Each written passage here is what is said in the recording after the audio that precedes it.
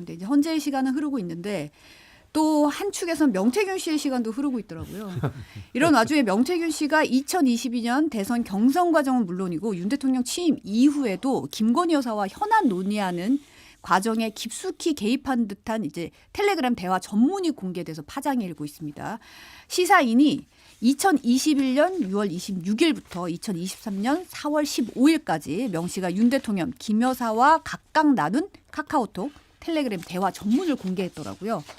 내용 보면은 잠시 화면 준비됐을까요? 내용 보면 이제 김건희 여사님 사진이 너무 예쁘게 나왔어요 하면서 이제 감사합니다 이런 얘기 있고 이거 말고도 이제 뭐 어디를 방문할 때는 이제 뭐 이렇게 방문 곳에 미리 방문하는 곳 학습이 필요하다 이러면서 뭐 영상을 보내준다거나 아니면은 뭐 윤석열은 발광체냐 반사체냐 논란이 일었을 때 정치인은 모두가 반사체고 국민이 발광체다 이런 대응 논리를 보내니까 그게 또 반응이 되는 그런 것이 보이거든요. 그렇죠.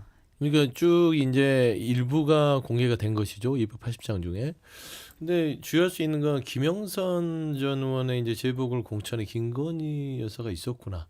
왜냐하면 저게 이제 당선이 되고 나서 둘이 찍은 사진을 이제 보내준 거예요. 네. 그러니까 명태균 씨가 예쁘게 잘 나왔다. 그러니까 또 감사하다. 이런 대화가 오간 건데 그냥 김건희 여사 사진만 있었다면 그냥 명태균 씨와 김건희 두 사람과의 대화라고 사적 대화라고 볼 수 있으나 김영선 의원 이게 당선되고 당선 감사 인사 같은 그런 흐름을 확인할 수 있고 그다음에 윤석열 대통령의 전반적인 후보 시절에 김건희 여사가 깊숙이 개입했다는 부분 그다음에 보면 우리가 논란이 됐던 해외 방문 꿈자리 얘기도 이 카카오톡 사진에 나와 있고요. 네네. 그다음 말씀한 대로 윤석열 대통령이 몇 번 실수를 해요. 후보 시절에 어디 저기 한 지역에 가서 이한열 열사 예, 그때 부산에서. 부산이었죠.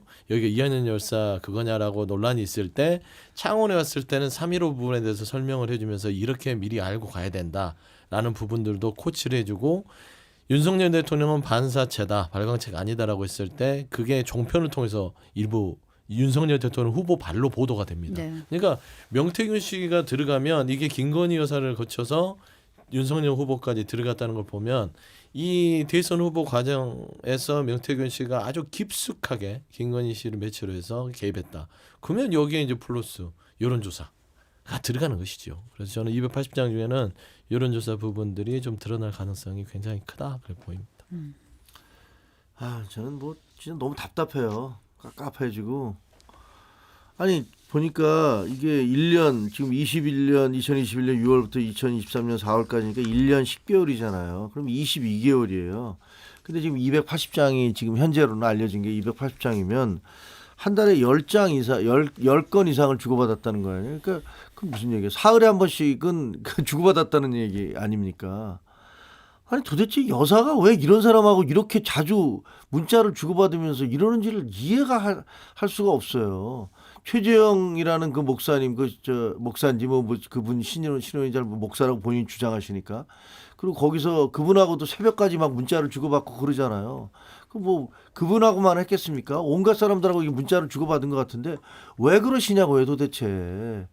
아 이게 도대체 왜 대통령의 부인께서 사회복지활동이라든가 봉사라든가 우리 사회에 어렵게 사시는 분들 이런 분들에 대해서 대통령 부인으로서 그분들을 도와드릴 방법이라든가 교육이라든가 어린아이라든가 육아 뭐 이런 부분들에 대해서 국민들에게 이거 힘을 주고 용기를 줄 수 있는 어떤 행동을 해주시고 이른바 노블리스 오블리주를 할 수 있는 그 대통령 부인으로서 해야 될 일들이 많이 있잖아요. 근데 왜 그런 걸 안 하시고 이런 사람들하고 엉뚱한 무슨 공천과 관련된 얘기하고 무슨 행사와 관련된 얘기를 하고 이렇게 해서 이게 결국은 보수의 어떤 품격이라든가 대통령 자리의 어떤 존엄성에 대해서 이렇게 공격을 받도록 만드는지 저는 정말 이해할 수가 없어요. 그 왜 해명을 안 하세요? 그럼 이거 해명하셔야죠, 자기가. 도대체 명태균이라는 사람이 뭐였는지. 그래서 이게 지금 대통령 그 탄핵 때문에 모든 게 다 묻혀 들어가고 이게 지금 다른 것은 다 없어져 버렸어요. 그냥 탄핵이 오라, 그러, 잘못됐어. 이것만 갖고서 지금 길거리에서 아스팔트에서 혹은 뭐 법정에서 아니면 뭐 국회에서 싸우고 있는데 그럼에도 불구하고 이런 것들이 하나하나 공개될 때면 참 억장이 무너지는 심정이에요. 그러니까 내란 혐의, 내란 우두머리 혐의도 상당히 중한 죄지만 그동안 대한민국 국정을 마비시켰던 본인의 배우자에 대한 여러 가지 의혹들은 이건 이제 시작이다. 이거는 감당할 수가 없었을 거예요. 저는 그래서 12월 3일 날 왜 평온한 날 비상계엄? 이라고 의문을 했을 때 어떤 사람들은 뭐 민주당에 탓하고 여러 가지 얘기를 하나 결국에는 본인의 배우자와 관계된 본인의 선거와 관계된 명태균 씨의 결정적인 황금폰의 공개를 앞두고 나서 육성 등등 도저히 이제 막다른 골목에 섰다라는 것들이 그런 개인적인 지극히 가정사에 비롯된 게 아닌가라는 추측 영역이라서 명태균 씨의 이 시사인 그 280장 첫 공개가 굉장히 주목되는 이유입니다. 지금 정부가 오늘 국무회의 열지만 명태균 특검법은 상정하지 않기로 했다는 얘기입니다. 사실 이제 특검법 처리 시한이 15일까지예요. 그러면 아직 시한이 남았다. 뭐 임시 국무회의 열어서 거부권 행사 여부 결정할 가능성이 크다고 정부 관계자가 밝혔는데 한덕수 총리 복귀를 염두에 둔 거다. 이런 얘기도 좀 나오더라고요. 어떻게 보세요? 저는 잘 모르겠습니다. 그 부분은 한덕수 총리에 대해서 언제 그 헌재 결정이 내려진다는 게 아직 없잖아요. 그렇죠. 근데 오늘 11일이잖아요. 4일밖에 안 남았는데. 뭐 당초에는 윤석열 대통령 탄핵 선고 날과 같은 날 하지 않을까 이런 전망도 있었어요, 그러니까요. 사실. 네.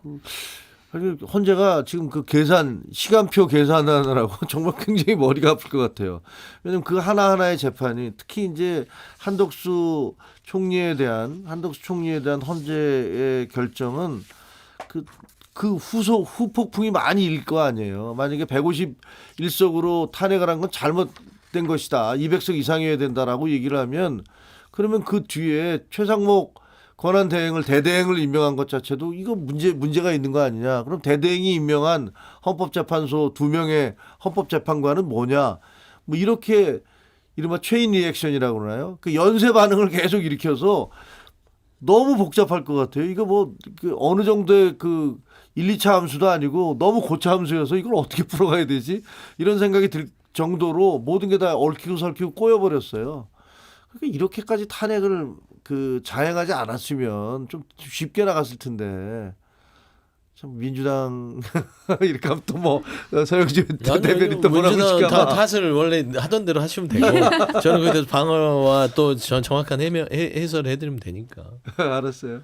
그러니까 이제 한덕수 총리 탄핵 부분이 민주당에 이제 책임이 있는 거 아니냐. 결국에는 일을 어렵게 만든 거 민주당이 그 얘기를 하시려고 하는 것 같은데.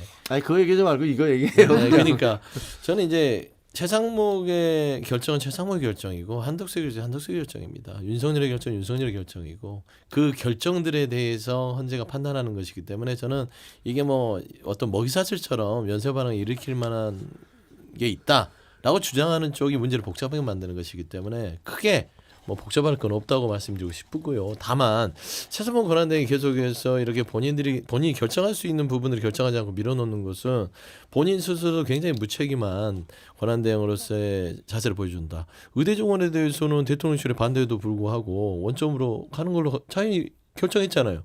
그런데 왜 유독 윤석열 대통령과 관련된 것만 나오면은 아무것도 안 해요. 명태균, 그다음 마은혁, 그렇죠? 특검법 관련해서 네. 다 아무것도 안 해요.